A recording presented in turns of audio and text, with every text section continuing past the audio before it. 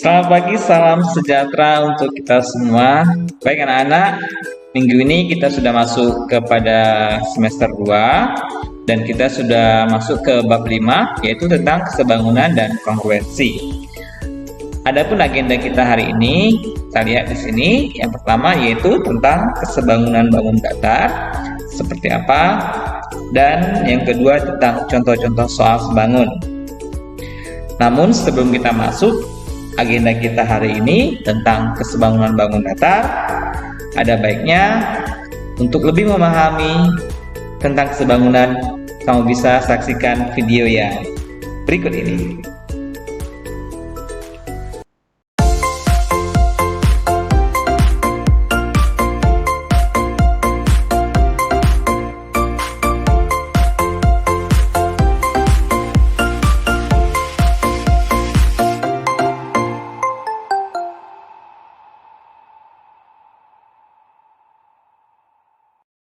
Lihat deh. Iya nih, ukurannya yang ini lebih kecil, yang ini lebih besar. Nah, gimana kalau kita cari dulu panjang dan lebarnya? Ya udah, aku yang gunting. Iya deh. Pegang. Kalian ngapain? Ya, koran abang digunting-gunting. Sorry bang. Ya kan abang mau baca. Nah ini emang koran hari apa? Ini koran hari ini kan tadi barusan nyampe. Iya. Kan abang mau baca, belum baca abang. Udah digunting-gunting aja. Ini kita lagi belajar konsep kesebangunan. Oh, abang baru mau baca, kalian gunting-gunting. Yaudah lanjutin dah, abang mau kamar lagi. Iya bang. Masih bang ya? Ya udah bang.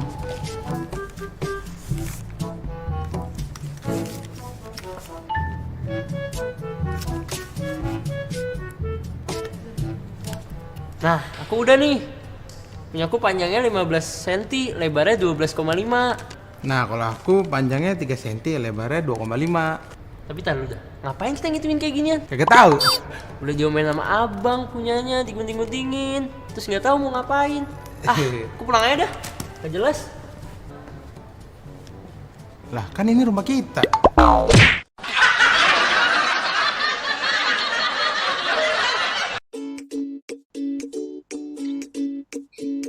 Baik anak-anak, jadi dari hasil video yang sudah kamu saksikan bahwa kesebangunan itu sebenarnya sederhana ya.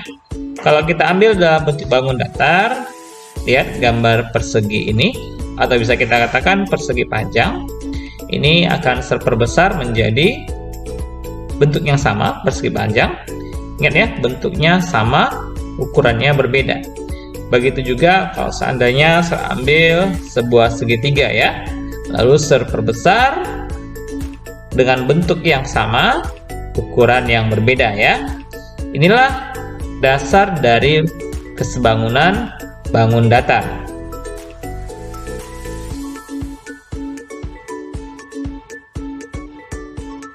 Oke, kita masuk ke definisi dari sebangun ya. Dari slide sebelumnya, bahwa untuk definisi sebangun itu di sini dikatakan adalah bentuk sama dan ukuran yang berbeda ya. Lalu dari definisi ini dia muncul syarat, maksudnya dia muncul syarat ya. Jadi nggak hanya bisa kita gunakan bentuk sama dan ukuran berbeda, harus ada syarat yang dipenuhi kalau mau dikatakan dua bangunan datar itu sebangun ya. Yang pertama, sudut-sudut yang bersesuaian sama besar ya. Dan yang kedua, perbandingan sisi-sisi yang seletak ataupun bersesuaian juga senilai atau sama ya. Kita lihat contohnya. Perhatikan ada sebuah segitiga ABC dan ada sebuah segitiga QRP. Ya, kita mau lihat apakah ini sebangun atau tidak. Dari bentuknya ya sama, tapi ukurannya berbeda. Yang pertama harus dipenuhi dulu ya. Apakah itu sudutnya? Coba kita lihat apakah sudutnya yang bersesuaian sama besar. Ada alfa di sini. Ada alfa, ada beta di sini. Di sini juga ada beta. Ada theta di sini, Di sini juga ada theta. Berarti dipenuhi syarat yang pertama, bahwa sudutnya yang bersesuaian sama besar ya. Syarat yang kedua yang harus dipenuhi untuk dikatakan sebangun, yaitu adalah perbandingan sisi. Coba ambil perbandingan sisi. Misalnya di sini adalah AB, itu kita bandingkan dengan yang bersesuaian ya. Bersesuaiannya bagaimana, Sir? Bersesuaiannya itu dilihat dari sudutnya di sini. Alfa sama beta. Sisi AB itu alfa sama beta. Berarti ambil sudut yang alfa sama beta. Ini dia, PQ atau QP. Ya. Jadi kita bandingkan AB banding PQ itu adalah 3:9 ya. 3:9 itu adalah 1/3 ya. Ini kalau kita tulis dia, kita gabungkan seperti ini. Kita bandingkan juga dengan sisi miringnya BC. Di sini BC adalah sudutnya, perhatikan, beta theta. Beta theta. Karena sisi miring tetap sama, tidak berubah. Berarti 5:15. Tetap sama nilainya, 1/3. Ini tadi AB 1/3, BC sama PR juga 5/15, 1/3 juga. Dan yang terakhir CA, theta sama alfa. Ini theta sama alfa, berarti sisinya RQ. CA banding RQ berarti 4:12 ya. 4:12 sama-sama bagi 4 juga 1/3. Jadi di sini bisa kita ambil kesimpulan bahwa perbandingan sisi-sisinya yang bersesuaian bernilai sama ya. Berapakah nilainya perbandingannya? 1/3. Paham ya? Belajar matematika mudah dan gampang dipahami.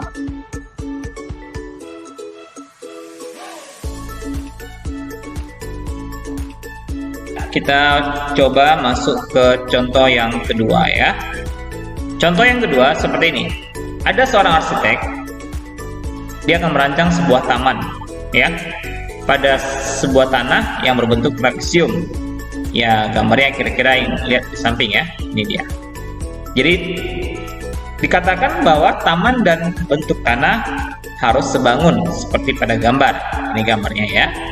Jika ukuran sisinya dan taman sudah ada pada gambar, pertanyaannya adalah, dapatkah kamu tentukan luas taman tersebut? Ini taman ya. Jadi ini tanah bentuk trapesium dan akan dibangun taman, bahwa taman dan tanah ini katanya harus sebangun ya. Berarti sudah sebangun ya. Lalu bagaimana kita mencari luas tanah? Yang pertama, kita ambil perbandingan ya. Tentu kita harus menentukan dulu berapa nilai T atau panjang T, berapa nilai X atau panjang X ya. Karena untuk mencari luas kita butuh yang namanya jumlah sisi sejajar trapesium ya, jumlah sisi sejajar dikali tinggi ya. Jadi kita butuh berapa nilai X dan T di sini untuk mencari luas. Baik. Yang pertama, kita ambil perbandingan sisi ya.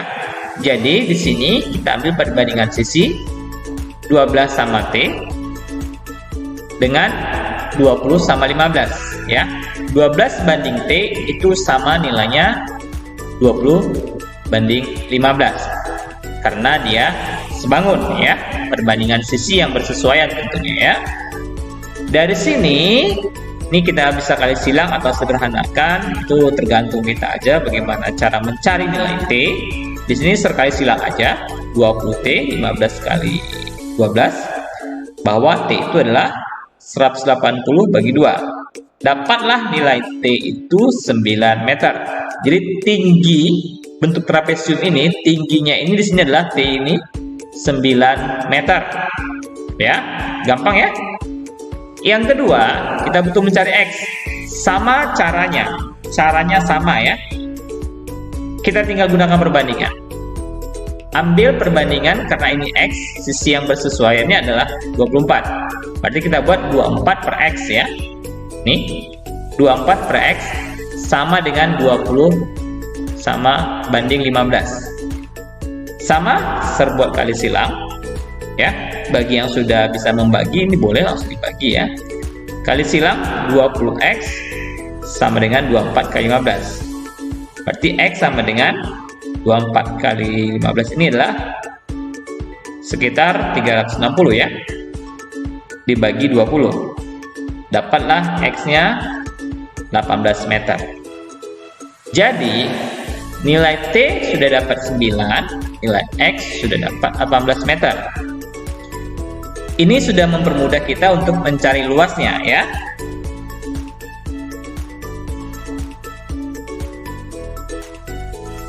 Kita lanjut.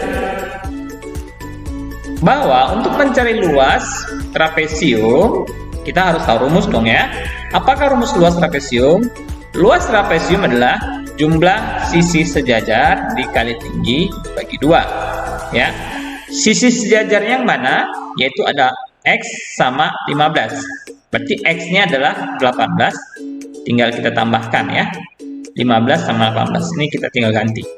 Berarti 15 tambah 18, tingginya di sini sudah ketemu tadi ya, 9. Ini dia 9.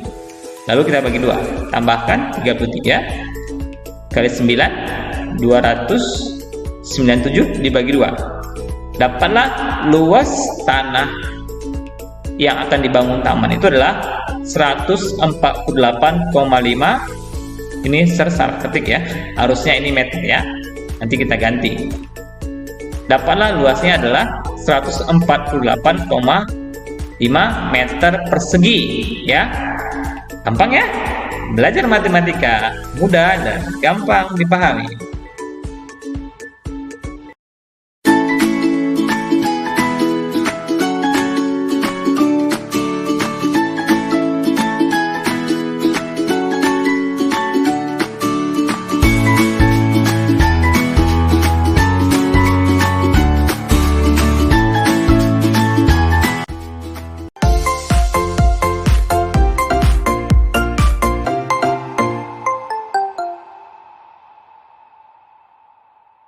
Panas banget hari ini ya? Iya. Tunggu. Anjing sih. Lihat tuh. Tiangnya tinggi banget ya. Kenapa sih liatin tiang bendera? Aku penasaran. Kira-kira berapa ya tingginya? Aduh, coba tanya safety deh tuh. Sep, cara ngukur tiangnya gimana ya, Sep? Kamu kan kecil, kamu naik aja ke atas, terus kamu turun deh. Kamu hitung tingginya. Ogah amat. Kan kita bawa meteran. Oh iya, kita bawa meteran. Nah, pas tuh bawa meteran. Kamu ambil meterannya. Nanti kamu naik ke atas. Habis itu turun ke bawah, tarik meterannya. Tapi Ji, sebelum aku naik, gimana kalau kamu naik duluan? Ya, coba tanya safety. Karena dia tahu. Emang tinggi kamu berapa? Tinggi aku 156. Kita pakai teori kesebangunan aja. Gimana tuh? Kan aku bawa meteran. Kita Iya. ukur aja pakai inian.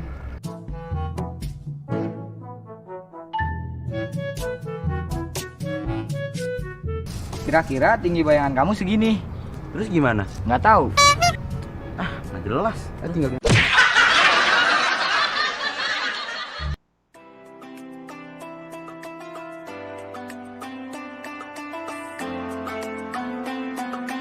Baik, setelah kamu saksikan video tadi, lalu kita akan ambil penjelasan pada sebangunan segitiga ya. Oke, coba kamu perhatikan. Segitiga di sini adalah segitiga ABC yang besar ya. Lalu ambil sebuah garis yang sejajar dengan AB, yaitu DE ya. Sini DE ya, sejajar. Di mana sudut A di sini itu sama besar dengan sudut D ya. Karena garisnya ini garis sejajar. Sudut B di sini sama dengan sudut E ya. Jadi gambar segitiga ini akan terpecah atau terbagi menjadi dua bagian. Pertama segitiga yang kecil yaitu adalah CDE dan segitiga yang besar adalah ABC ya. Perhatikan gambar segitiganya. Dari dua buah segitiga ini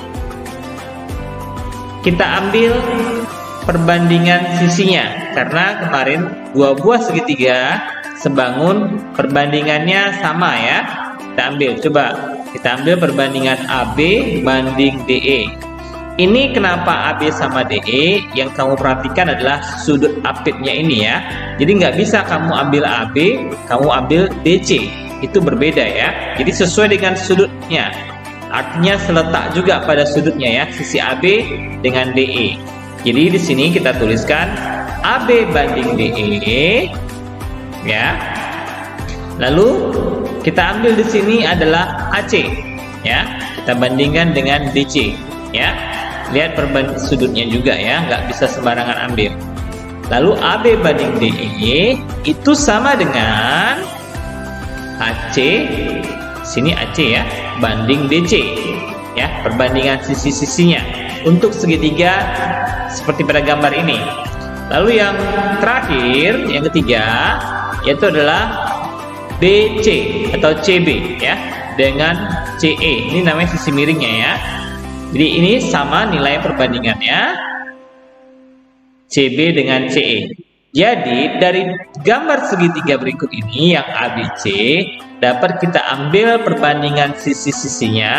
Di sini adalah AB banding DE itu sama dengan AC banding DC sama dengan CB banding CE. Ya, ini berlaku pada segitiga pada gambar.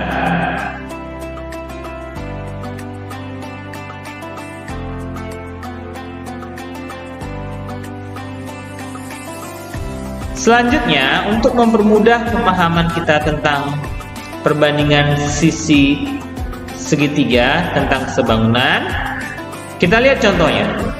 Contoh yang pertama, perhatikan gambar.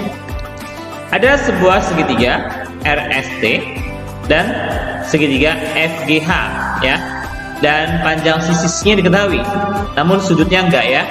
Pertanyaannya dari contoh pertama ini adalah, yang pertama, coba kamu jelaskan atau buktikan bahwa segitiga RST sebangun dengan segitiga FGH. Ya, ini sebangun. Bagaimana cara membuktikannya atau menjelaskannya? Yang kedua, coba kamu tuliskan manakah pasangan sudut yang sama besar. Artinya, kamu cari pasangan sudut R mana sama besarnya ya. Oke, untuk menjawabnya, kita harus ingat bahwa untuk dia sebangun, karena di sini tidak ada sudut, maka cukup dengan ambil perbandingan sisi-sisinya ya. Dari gambar, ambil perbandingan sisi-sisi yang seletak bernilai sama ya. Kita lihat untuk jawaban yang A, solusi yang A, penyelesaiannya. Untuk perbandingan sisi yang gambar kecil, ambil sisi yang terkecil, panjang sisi terkecil. Coba kita ambil perbandingan sisi yang terkecil juga pada gambar yang kedua ya. Di sini ada 6 sama 18. Lalu kita bandingkan. Di sini RS sama FG ya. Kita masukkan nilainya 6/18 sama dengan 1/3 ya. Lalu kita ambil kembali sisi yang terpanjang di sini 9 dan sisi yang terpanjang di sini 27 ya. Lalu kita bandingkan RT banding GH 9 banding 27. Hasilnya sama, sepertiga ya. Lalu yang terakhir, untuk membuktikan ini dia sebangun dengan perbandingan sisi-sisinya, yang terakhir, yang menengah ya, bisa dikatakan menengah, bukan paling kecil, bukan paling besar. 8 di sini ya, yaitu ST. Di sini 24 ya. FH. Kita bandingkan ST banding FH, itu masuk nilainya 8/24. Berarti sama dengan sepertiga. Karena perbandingan sisi-sisinya yang seletak bernilai sama, yaitu sepertiga, maka kesimpulan kita adalah segitiga RST sebangun dengan segitiga FGH. Gampang ya? Yang kedua, yang B, untuk menjawab yang B, sudut-sudut manakah yang sama besar? Oke, perhatikan. Kita lihat ini sisi terkecil dengan sisi yang terpanjang. Sudut yang mengapitnya adalah R. Kita kasih R. Berarti di sini mana yang terkecil? 18. Yang terpanjang 27. Berarti sudut yang mengapitnya di sini adalah theta. Sama. Berarti kesimpulan pertama kita untuk sudut R sama dengan sudut G. Ingat ya, sudut yang mengapit antara sisi yang terpendek sama terpanjang, theta, terpendek sama terpanjang, theta. Yang kedua, kita ambil di sini misalnya sisi terpendek dengan yang menengah. Kita buat beta. Di sini sisi terpendek 18, menengah 24. Berarti betanya di sini, ya. Sini letak betanya. Kita tuliskan sudut S sama dengan sudut F. Secara otomatis karena dua buah ini sudah sama, berarti sudut T sama dengan sudut H. Begitulah cara untuk membuktikannya. Belajar matematika mudah dan gampang dipahami.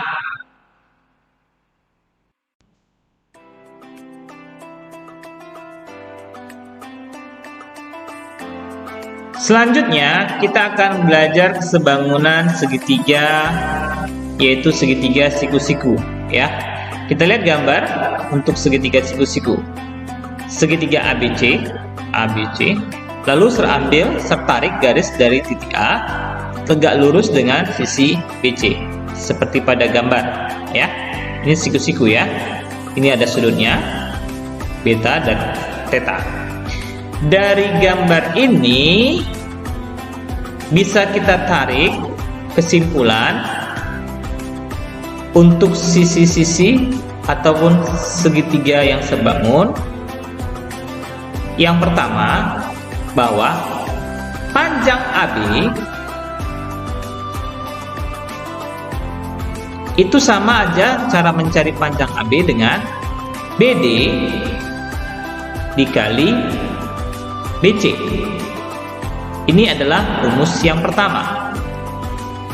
Ya, mencari AB kuadrat. Jadi posisinya AB kuadrat ya. Ya, AB kuadrat BD dikali BC. Yang kedua, yang berlaku rumus pada segitiga siku-siku yang pada gambar. Coba perhatikan. Kita tadi dari bawah ya, AB. Sekarang kita dari AC. Ya. AC kuadrat itu sama aja, rumusnya sama dengan CD, ini CD ya, dikali dengan CB, ini CB. Ini rumus yang kedua ya, AC kuadrat sama dengan CD dikali CB, rumus yang kedua ya.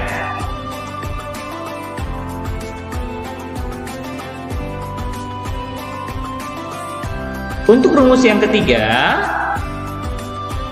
perhatikan gambar. Tadi kita sudah dari AB, cari rumus AB, ada AC, dan yang ketiga adalah kita dari tengah, yaitu AD. AD, mencari panjang AD kuadrat, DB dikali DC. Ya, ini adalah rumus yang ketiga. AD kuadrat DB dikali DC, ya, seperti pada gambar. Dan yang terakhir, yang keempat, yang berlaku kesebangunan segitiga siku-siku adalah di sini kita mencari AD juga sama, tapi rumusnya berbeda ya. Yang keempat, AD itu sama dengan AB dikali AC dibagi BC. Kalau dalam segitiga siku-siku yang besar, ini adalah alas dikali tinggi dibagi sisi miring. Ya, inilah rumus yang keempat. AD alas dikali tinggi dibagi sisi miring. Ya, inilah 4 rumus yang berlaku pada segitiga siku-siku tentang kesebangunannya ya. Untuk pembuktiannya, kamu bisa coba pembuktian di rumah. Nanti akan ada serkasi plus poin 20 jika kamu bisa membuktikan 4 buah rumus yang berlaku pada segitiga siku-siku. Materinya kesebangunan ya.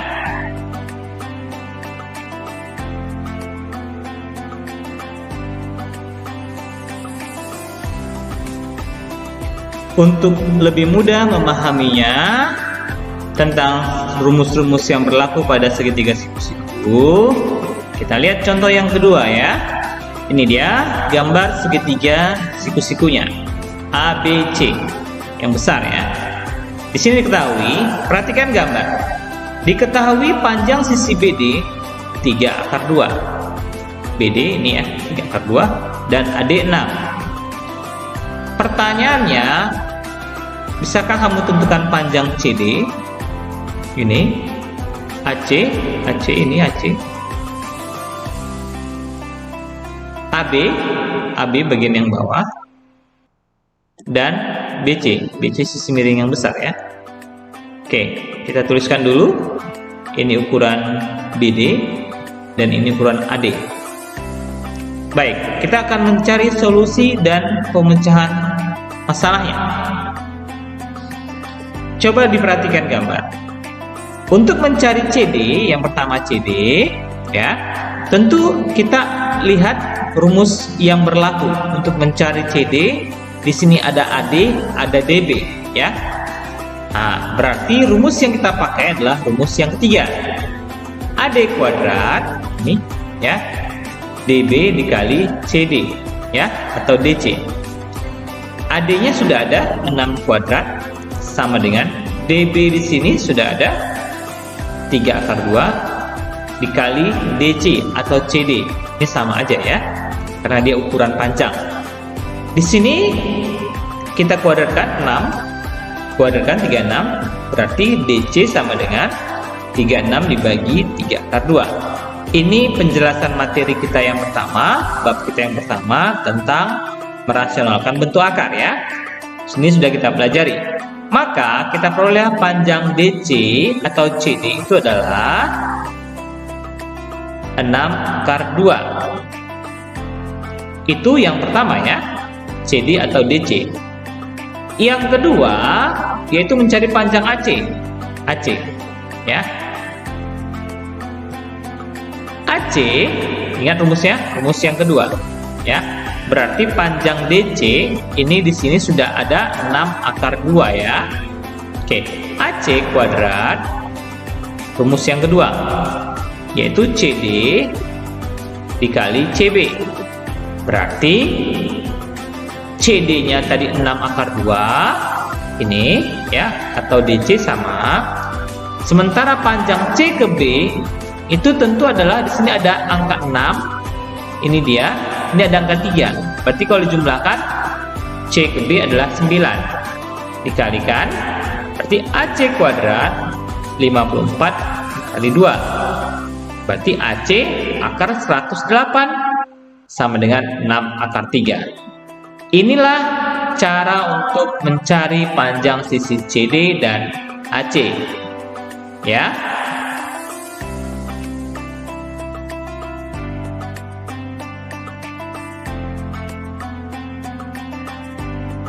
Baik anak-anak, kita akan lanjut untuk pembahasan contoh yang kedua, mencari panjang sisi AB.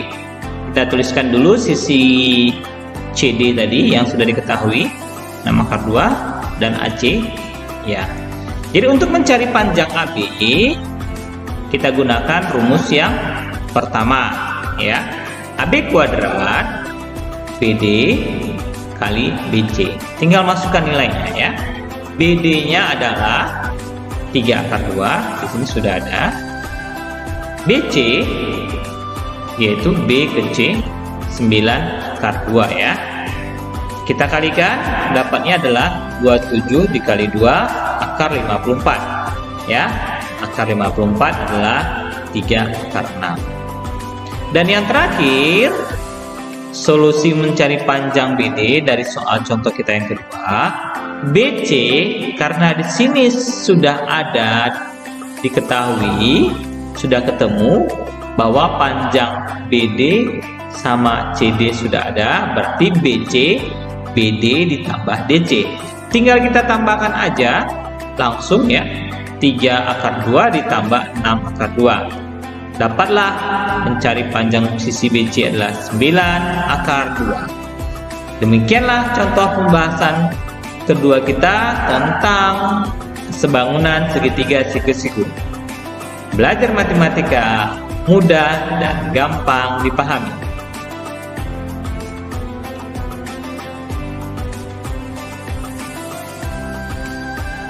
Baik anak-anak, sampai di sini dulu pertemuan kita tentang kesebangunan pada segitiga ya. Terima kasih saya ucapkan. Jangan lupa jaga kesehatan, tetap belajar untuk masa depan kita masing-masing, tetap memakai masker dan rajin cuci tangan pada masa-masa saat ini. Dan yang terakhir, jangan lupa kita wajib berdoa agar COVID dan pandemi ini bisa berakhir. Tetap semangat ya. Bye.